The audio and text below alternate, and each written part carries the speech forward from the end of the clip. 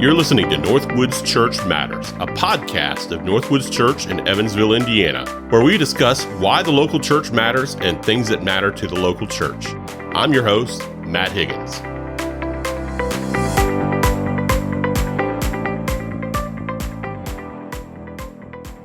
Hey, welcome back to the NorthWoods Church Matters podcast. I'm here with our lead pastor, Bobby Pell, and today we're talking about all things building at NorthWoods. We are. Yeah, so let's get to it.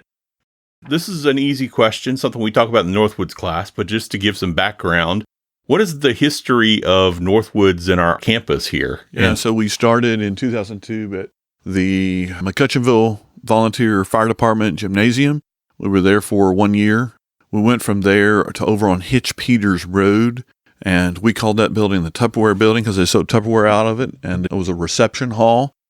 We were there maybe a year or two max, and then we bought a church building on Oak Hill Road. There's a ton of church buildings on Oak Hill Road, but we bought the one that was next to Olivet Presbyterian at the time, which today, that would be Oak Hill North Campus. Across the street from Faith Bible Church. Today, that same church is called Open Door Fellowship Church. But that facility, that church building was very good for us. It's a small church building, but we really grew there.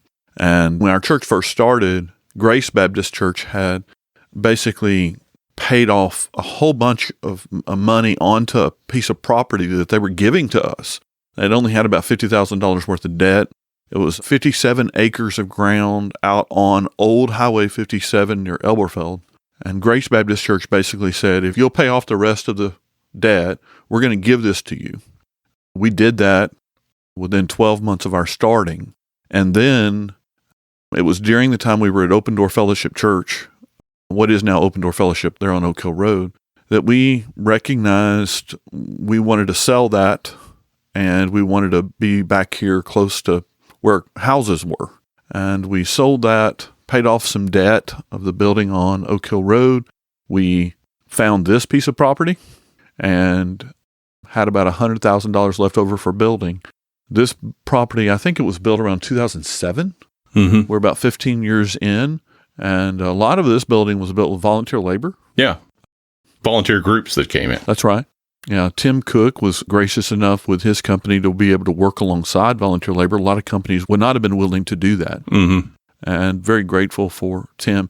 Tim's given us great leadership and helping us think through building stuff. And now he's an elder as well, which has also been very beneficial on the elder team. Yeah, for sure.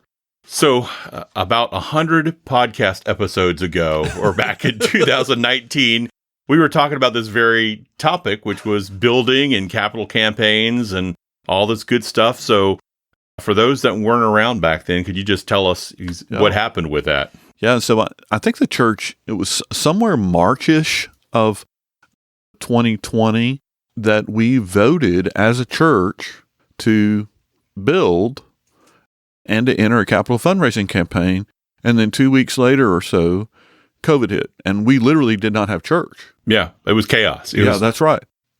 We're sitting here now relatively post-COVID, but church life across the country has drastically been affected by COVID. Yeah. We're one of a few churches in our area that we've rebounded to where we were in attendance back then. And let's put some numbers to that. We were about 500. Mm-hmm. We're about 500 now.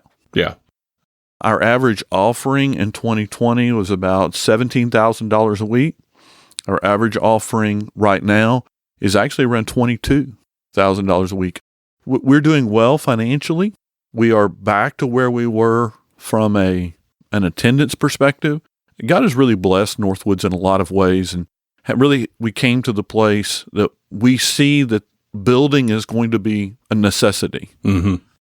Or something in order to reach people. I should put it that way, because if the church decides not to build, I'm not mad. I just want to know, what are we going to do to reach people? We'll have to make some sort of decision. That's exactly right. Yeah. Because the ultimate goal of the church is not to build a building. Even aside from Easter, we've had some Sundays recently, which have been great attendance, and parking has been hard to find. That's right. And so this is not just a Easter thing or one Sunday thing. I mean, That's right. We've really seen some great growth from what's been going on here at NorthWoods. We don't talk about numbers very often, but we had 802 for Easter. That second service was full. And we had more people in our second service than any one service ever for worship. Yeah. It was crazy. Yeah. 14 people, 14 cars in grass. Yeah. That was a moment. And for behind the scenes, there's a phenomenon that you talk about often with staff that was felt on Easter Sunday that I forget the numbers, but if you're at a certain percentage of your seating in a sanctuary, it feels full. Mm-hmm. And I think we have, 475 chairs in the sanctuary, and we had 365 people in the sanctuary. And boy, that felt really full on Sunday. Yeah, I think that the idea that says we were full is fair. Yeah. We found where we can be. And so generally the people who like for the room to be full is worship leaders. Yes. And preachers. Right. Yeah. But a few church members, they're going to love it too. But visitors don't love that. Yeah. Yeah. Okay. So if you want visitors to come back, you actually need to give them some space because they're not looking to come and deal with shoulder to shoulder, elbow to elbow on a week-to-week basis. And so us being able to say that we have a plan, that's a win. Yeah. And they look for other things as well. Is the nursery crowded? That's right. Are the kids' rooms crowded? And That's right. There are certain areas where those things are crowded, too. That's right. I think we did a very wise thing in how we handled the lobby. Yeah. I could not imagine last Sunday without that Additional extra door. escape hatch. Yeah. The lobby decision was a very wise move. Yeah. I thought it's worked out well. Yep. So why build now? Well, for one of those reasons is we're back to where we were when we made a decision to build in 2020. Yeah. The issue is if we don't make plans addressing the issue of our own need to build, we're in a situation that the church, parking, attendance, we will level off. Mm-hmm. The history of NorthWoods is that with two services, we've never really gotten past about 525, 550. And every culture determines sort of its cap of seating, how many people they're going to run. And I think if we're ever going to get past this, then we're probably going to have to do something. By the way, are there options? Yes. Our elders have basically determined, and I should say without consulting you and me, our elders have basically determined that a third service is not a long-term answer. Yeah. They have said it could be a short-term answer, but not a long-term answer. And so that's out there. You could do a church plant, but then you got to find a church planter. You could do multi-site. We'd have to figure that out. You have to then say, what are you going to do? What's your plan? And our elders believe that the next plan that we want to present, believing this is the best way to go, is to build. Yeah. So is there a compelling gospel reason to build? We're not interested in, this sounds crude, but we're not interested in butts and seeds. Yeah. The mission of NorthWoods Church is not to build a building. The mission of NorthWoods Church is to make disciples who make disciples. And where I think good leaders start getting nervous is when the building starts being a hindrance to the mission. In our case, that's making disciples. And so if we ever feel like the building is slowing down that process, then we have to figure out, what do we do? This is not NorthWoods Construction. This is NorthWoods Church. And so how do we address the future of the mission? And this is all about mission for me. And the mission is the gospel. The mission is seeing people go from death to life and growth in life to experience abundant life. Yeah. So, yes. And that's the best reason to build. Yes. And there are other reasons that I've heard out there, but none of those are as compelling as the gospel. We certainly don't have a pretty sanctuary. No. We don't have a lot of people that get married at Northwood saying, this is beautiful. This is beautiful. I mean, it's a gym. It's got a gym floor. There was a certain era of church where it was like, we should all build these multi-purpose buildings. And the downside of having a multi-purpose building is moving chairs and things like that. That's right. The other reason I've heard is, man, we won't have to move chairs anymore. There's been a lot of people that have been carrying that banner. I am confident there will be some people who will vote yes, only because they don't want to move chairs. They don't want to move a single chair anymore. But none of those are as compelling as that this gives us room to reach the lost. That's right. And we're not a church that historically has rested on its laurels on terms of current membership. We want to keep reaching people. That's There's right. people that Our culture is we want to see the baptismal waters stirred on a regular basis, and that's healthy. Yeah, I've been doing a lot of research and looking back at our ACP data, annual church profile data that is turned in, and we do that every year because we're Southern Baptist Church and we choose to participate with that. Mm-hmm. And when we go through the annual church profile data concerning baptisms, like our low year is about 14, and our common year is somewhere in the 20s, and we've had some years, like last year, that was over 30. Yeah, what is the average? Maybe you know this off the top of your head, maybe you don't, but what is the average number of baptisms in a Southern Baptist church? Yeah, I think I'm pretty confident it's less than 5. Yeah. It's less than 5. I do know that it's 1 for every 122 people. Yeah. Which is the highest it has ever been. 1 for every 122. Yeah, and I think a lot of that raise is actually a lot of churches closing. Yes, that's right. That have had no baptisms and are stagnant and not growing. That's right. And so if you sit back and think about 1 for every 122 people, and our church is running around 500, that means that we should have 4 baptisms. Yeah. So to that degree, NorthWoods should be very encouraged. Mm-hmm. So if you have 20 baptisms out of 500, that means we're 1 for 25. Yeah. There's a lot of Southern Baptist churches that see 0 That's right. baptisms every year. That's right. It's not a common occurrence. That's right. So how do churches raise money for buildings? Yeah. So first of all, they don't all do it the same way. Bake sales, car wash. Yeah. First of all, actually, some people probably do. They probably, you throw everything but the kitchen sink at it. And what would end up happening from August to November is we would be having conversation with the membership and the congregation, those who attend, talking with them about God's plan of stewardship in our own lives and some sacrificial giving. This may not sound the best, but we're not raising this money outside of our congregation. I think that was a question that I received when we talked about this to our congregation when it was initially presented, mm-hmm. is there outside sources that will help us with this? And the answer to that's no.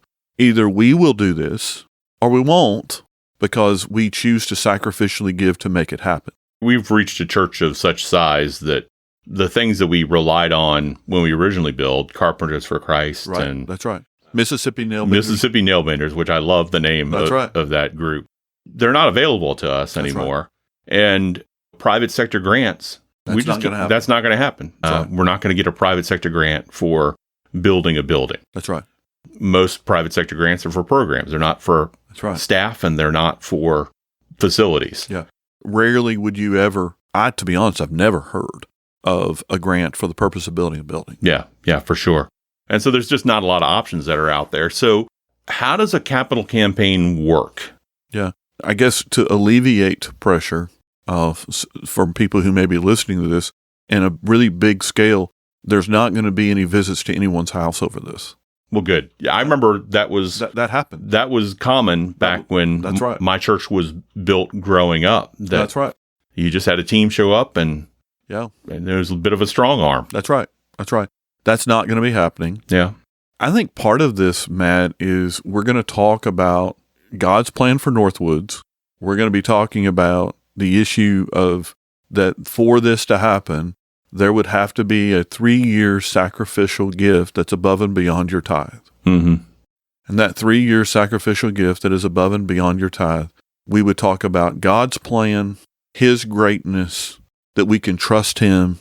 But in the end, we're going to be asking everyone to basically turn in a commitment slip that says, this is what I'm willing and able to give and choose to give generously and sacrificially for 3 years in November. So from August to November, we would be talking about this in some way. Mm-hmm. And that's me being extremely broad stroked. Yeah. But we would be talking about this a little bit from August to November. I would want people to know I'm not going to be preaching 17 months on giving or 17 weeks on giving. 17 money servants. Yeah, that's not happening. Yeah. I would also say, will I end up talking about giving at some point in time in a sermon? Probably. Yeah. Probably. Which is okay because the Bible does. A lot.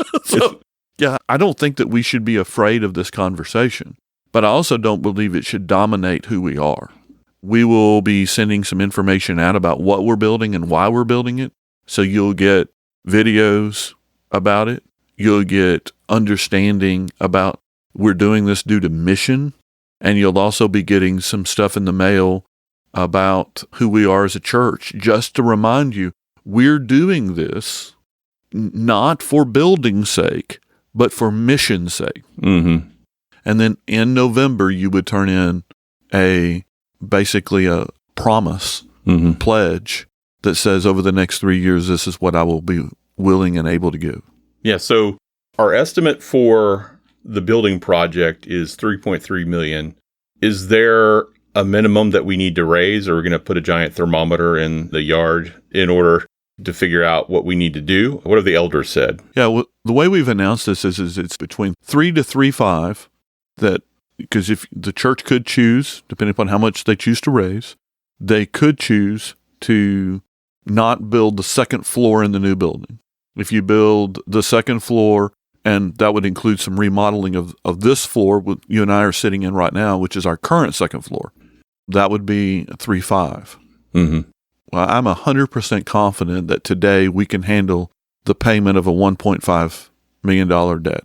Just so that people, like, I'm a numbers guy. I love numbers. And so for those of you who are numbers people, you can geek out for just a second. We pay ourselves $5,000 a month. What do you mean we pay ourselves $5,000 a month? I appreciate that. Yeah. So $5,000, our church is debt-free. Mm-hmm.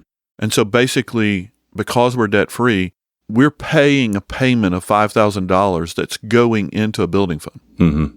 A new payment at 8%, which is so far the worst percent we have come up with from banks, our new payment would be about $12,700, which is a $7,700 difference. Mm-hmm. Our budget to our current income, we are currently bringing in over $2,000 a week higher than our budget. Which means on an average month, we're taking in $8,000 That's right. more than budget requirements. Yeah, so technically, today, if you applied all that to payment, you've got $13,000. Mm-hmm. This assumes no growth. This assumes that everything continues as is and nothing else changes. The history of NorthWoods is, by God's grace, y'all have continued to reach people, and offerings have continued to, for 20 years, increase. Even when COVID hit. When COVID hit, our offerings stayed flat. They did not go down. Yeah, and I think for a lot of churches that was true. I think there was a lot of concern for the church and the church being able to survive during COVID. And so I think there was a broad prediction that church giving would go down, but it didn't happen. That's right. Yeah, what happened is attendance went down, not offerings. Yeah. Which tells you a lot of things, but that's a different conversation. Yeah. Let's talk about debt, because I think sometimes when a church goes into debt, there's often resistance to a church conceptually having debt. Is there anything theologically or biblically wrong with a church holding debt? Yeah, I do understand the principle. I think that there are verses in Scripture that communicate the dangers of debt. Yeah. But I think that the point of those dangers is the issue of that you don't want to ever be a slave to debt. Mm-hmm. There are people probably who are listening who have a whole lot more debt than they can handle. Mm-hmm. And so what we've been talking about in our elders meeting, it's not about not having debt, it's about having generational debt. We want to make sure that we are not in generational debt, and that whatever debt we do bring on, that we can easily handle. Mm-hmm. We don't want to be in a situation that ministry becomes hamstrung because we have debt. Yeah. And so I think because the average person who tells me, well, I'm against debt, they have a mortgage. Or a car loan. They have debt, and they're against, well, I'm against it because I don't want to be in debt. Mm-hmm. So to that degree, thumbs up, okay? Mm-hmm. But the point of it is not don't be in debt, it's don't be in debt to an amount that ultimately you are enslaved. Yeah. There's a point of wisdom about it. That's right. Yeah. It's not a hard and fast rule that Jesus said, thou shalt not have debt. That's right.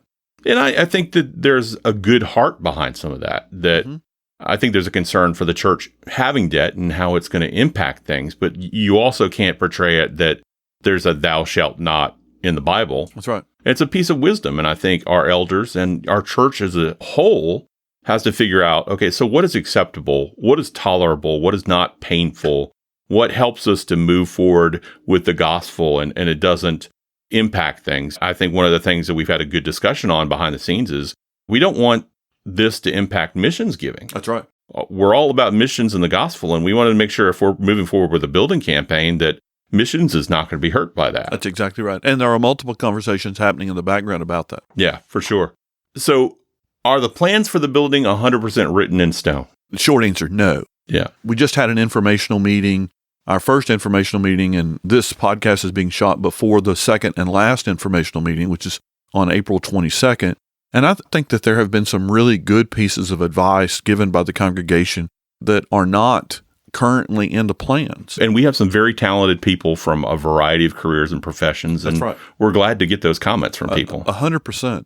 If we build, it's the church's building that is dedicated to the Lord. Mm-hmm. And so we want you to tell us what we haven't done and should be doing. Yeah. And so it is not in stone. The goal is that we have a nice facility that allows us to accomplish the mission. Mm-hmm. This will not be a mausoleum. Mm-hmm. This will be a place of ministry. Yeah, for sure. Which is a danger of many churches. Some churches build a facility and it doesn't get used. That's right. And we don't want that at all. Yeah, I was actually driving here this morning thinking to myself about future staff meetings. Mm-hmm. You'll love this. Yeah. I was thinking to myself about future staff meetings and conversations that we're going to be able to have if we do build, in effect saying, okay, how can we utilize other portions of the building throughout the week in ways that we could have never done previous? And I'm saying that as somebody who doesn't know the answer, which you know me about this. I love that. Like, I love asking questions that I don't know answers to. Yeah. But yet dreaming. Right. And asking, okay, so what can we do with A, B, C, and D that we never had previous? Yeah.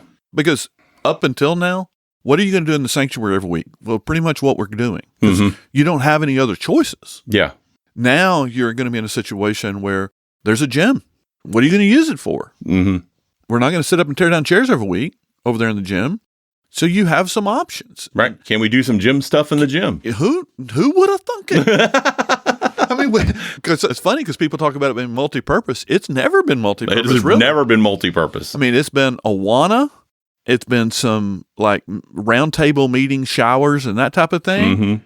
And Sunday morning worship. Right. And we'll have more space for that, too. That's exactly right. It's, to some extent, we won't know what to do with ourselves. That's right. In terms of a church and That's staff, right. It's like, wow, we actually have room. We're not That's right. tripping all over ourselves. That's right. Yeah, so that'll be awesome. I think some of the things that we've gotten that are good comments so far is, I think the biggest comment is adding some more restrooms. That's right. And I think we're going to add some more restrooms, it looks like, on the first floor near the bathroom. And other people have given us good comments. So I think just keep bringing them. Yeah. And there's nothing so far as like, you need to totally redesign this, which has also been helpful as well. Yeah, that's right. We have an elder meeting. The vote is on the 23rd. The 22nd is our last informational meeting. And we have an elder meeting after that last informational meeting. And the point of that is to be able to take all the comments and to say, okay, what changes are there? Mm-hmm. Then we would present on the 23rd, whatever changes there might be, we would potentially tell the church then, and then go forward from there. Mm-hmm. How is the vote going to work? So at the end of the service, both at 9 and 10:45. On the 23rd. On the 23rd. We would, if you're a member with paperwork, and I guess let me pause and say this. A couple of years ago, we sent out to every person who we had down registered as a member that we did not have paperwork on. And that was possible because the church actually changed the paperwork in 2016, 2017. Mm-hmm. So like if you were a member before 2016, 2017, we would not have had your paperwork because we created new paperwork. And so we all needed to turn in new paperwork. Our membership has become very much clean. We know who is, we know who's not. We're trying to contact the people again who they believe they're members, but we don't have paperwork. Mm-hmm. We need paperwork. We need proof that you believe what we believe, you're thinking what we think. And that's what the paperwork is about. The paperwork is not simply about just an application. It's about belief. Yeah. And churches handle this differently. There's some churches that have gone to, like, every year you have to sign a covenant. That's right. Of the church. That's right. And if you don't sign the covenant of the church, then you're no longer a member. So That's right. It's not weird No. that we're asking people to sign paperwork to be members of the church. Really, if you think about it, the church is 21 years old this year, and we went through one time of trying to make sure that our roles were accurate. Mm-hmm. That's not bad. Yeah. Some would actually say it is bad that we don't do it more often. Mm-hmm. By the way, if you don't know that you're a member with paperwork, call the office. It's 812-402-4954. Call the office. We're more than happy to let you know because we want you to vote. Yeah. And our church does a good job of maintaining the roles. That's right. My previous church that I was at, I was a lead pastor, and our average attendance when I first got there was about 25, and we had 1,000 members. So we had some cleanup to work to do on the church rolls there. Yeah. I think our membership's around 450. Yeah. And we actually have more in attendance than membership. Mm-hmm. And that's not shocking. Yeah. But it's also not common in Southern Baptist life. It's not common in Southern Baptist life. So, will there be absentee voting for people that aren't not able to show up on the 23rd? yes, you can come by the office the week previous, which that would be the Monday the 17th through Thursday the 21st. And we are here generally from 8:30 until 2:30 on those 4 days. Yeah. And you can't take a ballot with you. There's only one question anyway. It's yes, no. Yeah. So you fill it out there and give it right back to us. And to go back to what's going to happen on Sunday, when you come up, there's going to be 2 tables you can get ballots at. When you come up to those tables, there are going to be people who have a list of the names who are members. And they're basically going to strike your name off as somebody who took a ballot. If your name's not listed there, they're still going to give you a ballot. Mm-hmm. But they're also going to be marking that you took a ballot so that we can double check our records to make sure that we're not wrong. This is not the Chicago voting system. That's exactly right. We're really trying to clean this up. Mm-hmm. Okay. And if you sit back and think about this vote, this is a historic vote. Mm-hmm. Okay. It's a big deal, not a little deal. Yeah. Someone asked me the other day, would I be upset if the vote was no? And I would not be. I would not be.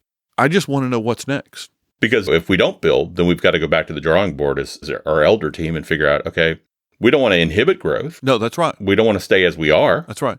So what's next? Yeah, the mission drives the decision. Yeah. So we are here to make disciples who make disciples.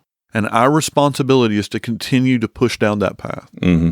And when a building begins to limit the mission, then either the building or the strategy has to change. This is the position we're in. Mm-hmm. So I'm excited about what's next. In the end, there are 2 votes, if I could put it that way. The one on the 23rd, yes, no. And then the second vote is a vote that happens in November. And that is when pledges would be turned in at the end of a capital fundraising campaign. Because we're not going to go into more than $1.5 million worth of debt. Yeah.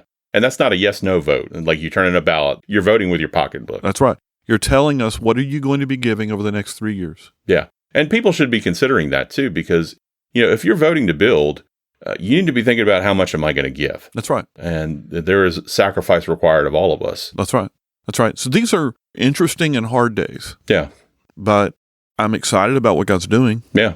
Me too. I'm excited about what God's doing. And I think that what should be driving this conversation is the fact that God is doing something. Yeah. Which is exciting. That's right. Yeah. Anything else you want to mention? No, I think I'm good. This has been a fun conversation. And I would want anyone to know that you can walk up to any elder or any of us and just say, hey, I have questions. We are here to help. Mm-hmm. And I will say that we will try to repost in the next couple of weeks. We did a capital fundraising campaign a long time ago, and we'll dig that one up and we'll rebroadcast it again because I'm sure a lot of the questions are the same as last time. And it's the same company that we're using this time. Yeah. So, yeah, I think that makes sense. All right. Well, y'all have a great day. We're still in post-Easter mode, so we need another nap. See you guys. See ya.